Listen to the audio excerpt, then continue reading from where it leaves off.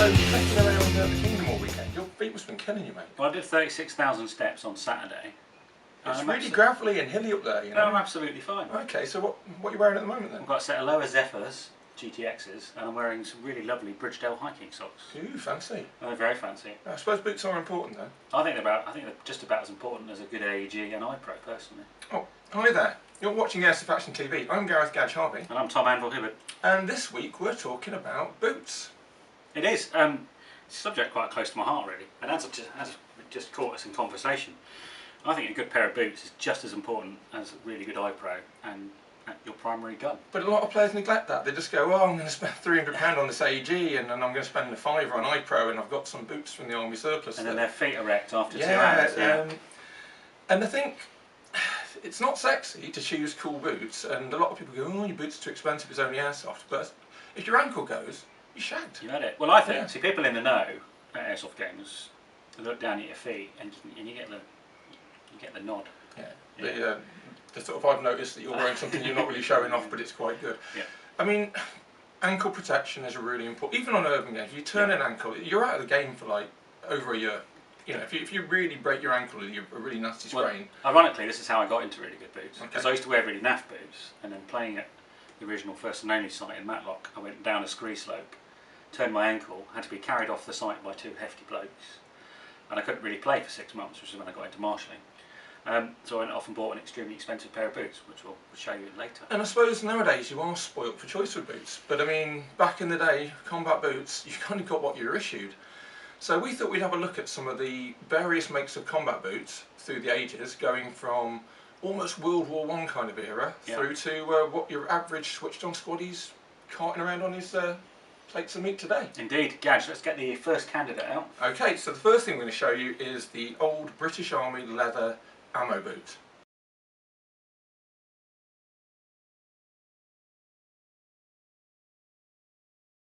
So this is a British Army ammo boot. This is a very old one. It's fairly battered. So this is original. It's an original, well, probably 1950s rather than 40s. Okay. But I did a lot of World War II reenactment. But it's not a modern reproduction. No. Boots of this type would be pretty much in military service since the late Roman Empire. Yeah. They stopped wearing those open Calagay sandal boots.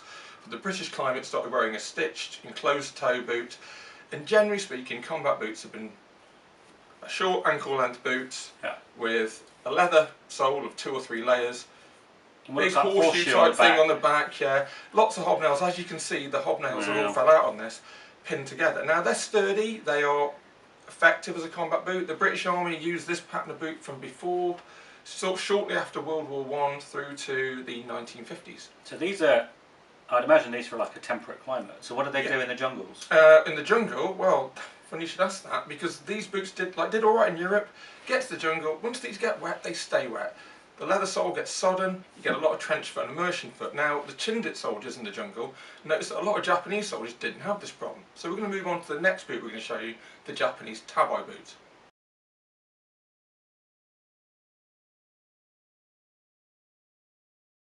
Now this is actually a reproduction of a Japanese TABI boot, but a very, very good one.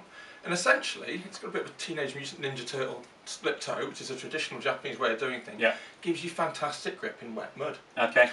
It's a rubber lower with a soft cotton lined upper. It doesn't have laces that can snap, it has little metal hooks that clip in. Like I guess you could always wrap something around your ankle anyway. Yeah, and Chindit soldiers who could steal a pair of these and find them in their size would do, because you could get your foot completely soaking wet and it would dry out within a few hours, unlike leather boots. Yeah, so stepped in a river or a puddle or something. Yeah, and also leather boots would last about 2 weeks in the jungle before the stitching rotted and they fell to pieces, but these were designed to be almost disposable. So did we learn any lessons from these? We did, in fact. So the next sort of boot we're going to show you is the British Army 1950s jungle boot.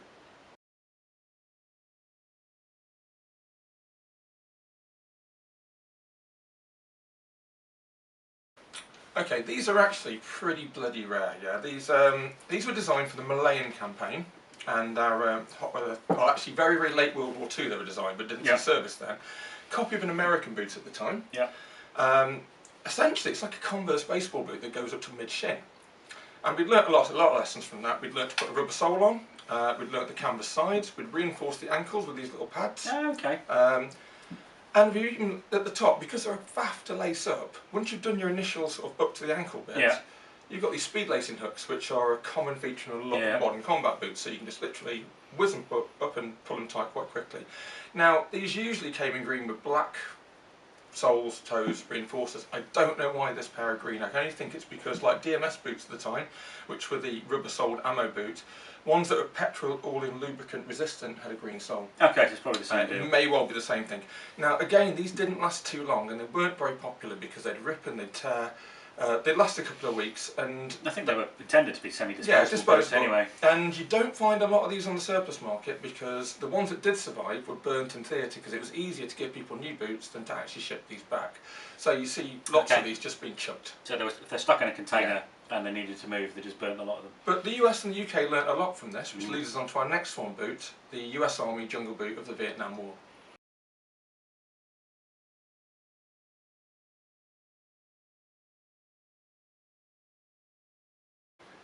This is a US Army Jungle Boot, or actually a reproduction of one, and it's the second sort of pattern. So again, we're looking at a rubber sole. This has got the... It's got great big cleats on it. Yeah, that's to stop mud from the sort of like the Mekong Delta in Vietnam clogging the original soles. You still get a bit of a grip. So these are the ones that are made famous by all of the Vietnam. All the Vietnam films. So these call them boonie buffs because after a while in the red mud they just turn kind of a weird red shade all over, like a buff shade. As you can see, you've got drainage eyelets there. Again, that's a common feature in a lot of modern combat boots. So they kind of assume you're going to get water. Oh yeah, you're going to get wet and it's going to drain out. So you need to get it out. Very, very clever, because you've got a leather toe, leather heel, and then canvas sides and canvas and webbing sides with all the prone to wear bits reinforced with webbing strip. And also ankle support. Now I've airsofted in these and I've done Vietnam reenactment. Absolutely cracking boots. They're lightweight. I used to call them combat trainers. Because back before modern boots were commercially available in the designer fabrics, the alternative was a high leg leather boot, or this.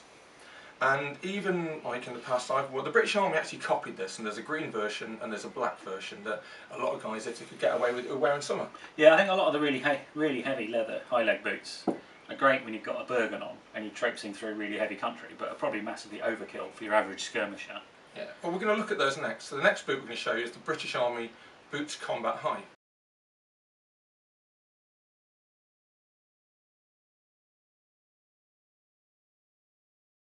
This is the Boot Combat High. As some people call them Boots Cardboard Horrible. Because they're not the nicest of leather. A lot of people have problems with these blistering their feet. So when did these come in? Early 80s, around 84, 85. So it's like post-Falklands. Yeah, they pretty much replaced the ammo boot was succeeded by the DMS boot, the boot direct moulded sole, which is an ammo boot with a directly moulded rubber sole underneath. Now during the Falklands campaign, people found that that didn't let water bleed out particularly well, caused a lot of the trench foot problems we've got in the Falklands campaign, and also to stop stones and debris getting into your boots, soldiers had to wear like canvas anklets or puttees wrapped around like cloth puttees, which are a pain in the arse if you've ever used them. They're a real faff. So a lot of guys before these came out either wore DMS boots and got a cobbler to stitch an extra 6 inches or so up to keep their boots high, or what were called the Northern Ireland Patrol boot, which were very, very popular. Lightweight leather combat boot. Boots Combat High tried to give everybody that sort of boot. And this is the first type of boot I ever got issued. Didn't particularly dislike them. Fairly high leg, decent tread on them. Relatively waterproof until you get them completely sodden. A lot of guys preferred the German Army Power boot at the time, and if they were allowed to use them, they used them. And then round about the time I was doing my basic training, just came out of it, the assault boot came in. Now the assault boot was very, very similar, but had speed lacing instead. And I really wanted a pair of assault boots, so I got my Boots Combat High, and I might have hit them with a hammer and smashed them around a bit so I could exchange them at stores for new boots. I've just admitted to damaging Crown property there. And I got the assault boots. You said might. And I hated them. Yeah, they weren't built as well as these. I found them really uncomfortable, and because they had speed lacing, you couldn't do a thing we do called a king's lace, where you literally lace your boot up from a knot there all the way up. So you pull it up, wrap it round, tie it off. You don't have shoelaces to get in the way, or bows rods to get in the way. Speed lacing, you can't really do that, so I didn't really get on with them. But that was the start of the British Army having decent boots to a degree, and I say decent in quotation marks. But compare it to our next boot, which is the Soviet infantry boot.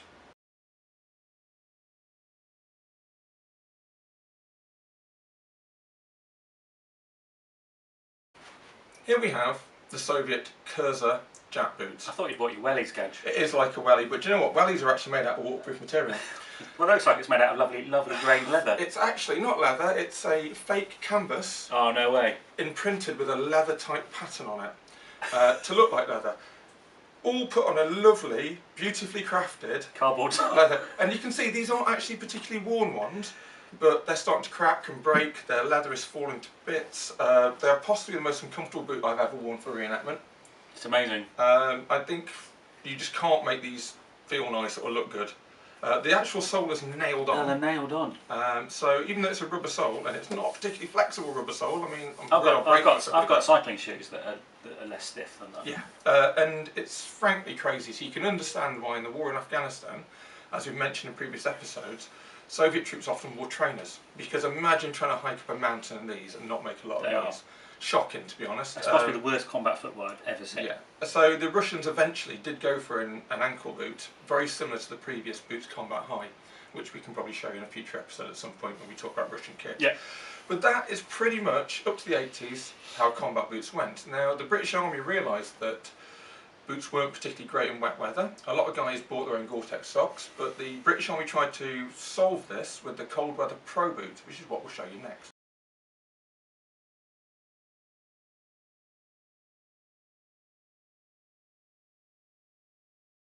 Now, I'll be honest with you, Tom, this isn't a real Pro boot because my Pro boots fell to pieces. Oh. I did wear them to death, and it's not a fault of the Pro boots. It's not? Yeah, Okay. it's just I wore them for absolutely years in rain or shine, and eventually the sole went. But the principle in this Matterhorn boot is very much like the British Army's Pro boot, which you got issued if you went to particularly cold or wet places. So again, we're looking at a speed-laced, regular leather combat boot, Vibram sole. It's got a lot of features from a civilian hiking boot. Yeah, I mean, very much copied it straight over, and the Pro boot pretty much had all these features, but the most important one is it actually had a Gore-Tex liner, which makes them not only incredibly warm, yeah, sometimes too warm to be honest if you're in temperate conditions, but waterproof right up to the top. Now that's great until you're standing in a stream that comes up that high. I guess Gore-Tex liners, whilst they let water vapour out, they're not so good at letting water out. If they get wet, they stay wet. So personally, I always prefer to wear a lighter pair of boot, like a copy of the US Jungle boot, yeah, and Gore-Tex socks. I used to wear the knee-high Gore-Tex socks, so you could pretty much walk through any stream, very shallow rivers or fords or whatever, and not be like, you know, squelching around in wet socks for the rest of the exercise. Makes sense. It's probably, for airsofters, it's probably fine to run a Gore-Tex boot because you know you're out your boots at the end of the day anyway. But if you're at a long milsim or a weekender, yeah, you could well be in trouble quite quickly. I think it's interesting that while the British Army still issue a leather boot, I think it's the Hikes model a lot of people use now in brown, most professional tier 1 kind of operators, etc., are moving on to more synthetic fabric upper boots, very much like the US Army Jungle boot, but using a lot more 21st century fabrics, and we're going to look at those next.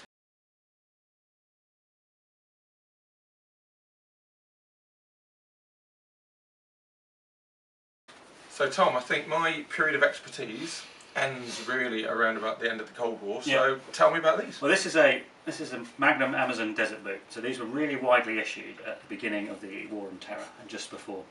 It's just what you're talking about, Gadge. If you have a look at it. I can see that webbing strip like a jungle boot has. Yeah. We got drainage holes? No, we haven't got drainage holes. You're in the desert, so you don't need them. So you actually don't want sand getting in. But reinforced toe cap. Reinforced toe cap, direct moulded sole. Yeah. These are very civilian based, so they use a lot of civilian technology. Speed lacing. Speed laces, fully tanked, so all the way up. These were my go-to airsofting boot for a very long time. In fact, these ones. Well, they've worn well, to be honest. Yeah, these are getting on for 15, 16, 17 years old now. I bought them off a dude that had been deployed, and they came with actual Iraqi sanding, which was confidence and a half, which was quite exciting. He even showed me a picture of him wearing the boots. I still got them quite cheap. But these are, as you talked about with your jungle boots, extremely comfy, and I still wear these for urban games. So I'm still using them after all this time. Can I just feel the weight of them? Yeah. Yeah, that's not much heavier than the US Army Jungle boot, to be honest. That's fairly lightweight. Compared to the Boots Combat High, or the ammo boot, which goes if you try and hold it like that, that's pretty cool actually. But, you can imagine in a woodland game, and I'm a big hefty lad, these don't really offer enough ankle support. So so if you're playing it, I wouldn't necessarily recommend these if you're carrying a lot of load, or you're playing in a woodland. One, they'll let water through. Yeah. straight away, and also with a lack of ankle support. So because of these, I ended up buying my next pair of boots.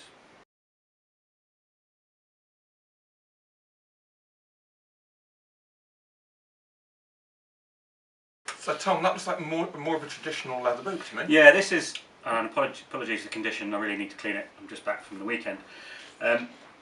This is a LOWA combat boot, which is one of the most, lots and lots of squaddies bought these. I remember LOWA being very popular with guys in the battalion, especially I think, the people say the Royal Marines are mad on them, to be honest. Yeah, well, what a lot of people did is they feigned foot injuries, so they'd get issued them from stores. Because this was available for people with bad feet and ankles. And I can see there you've got a Vibram sole. The Vibram sole, these and a tactical black logo this time. Yeah, so these are very much a civilian mountaineering boot that's been modernised and made black. You can see a lot of that padding actually. That's fairly substantial. Padded there. They've got fully padded tongue. They've got padding around the top of. That's really quality stitching. You probably can't see it from. They've also got articulation and padding around the back of the Achilles tendon. They're as you talked about, they're fully Gore-Tex lined. So I've known a lot of boots split at that point as well, so that's good to see. It's really firmly and stitched. again, these are now 15 years old. You've got that like almost like an expansion joint as well. Yeah, and there's also channels in the stitching which run up here, and these are vent holes. Ah, nice. For the Gore-Tex. These are incredible. I mean, if I gave these a good clean, they'd look pretty much brand new. And we'll talk about giving them a good clean later. Yeah, I mean, Gadge has been telling me off. But these are brilliant, absolutely brilliant boots, but they're heavy. Yeah. So I would tend to use these in really heavy terrain, or when I'm carrying a lot of weight. If you're lunking a Bergen around on a Milson, or it's absolutely, I'm pretty guaranteed. No, it's going to be absolutely pissing it down all weekend. So when it's not guaranteed for pissing it down all weekend, I use something else. Let's have a look.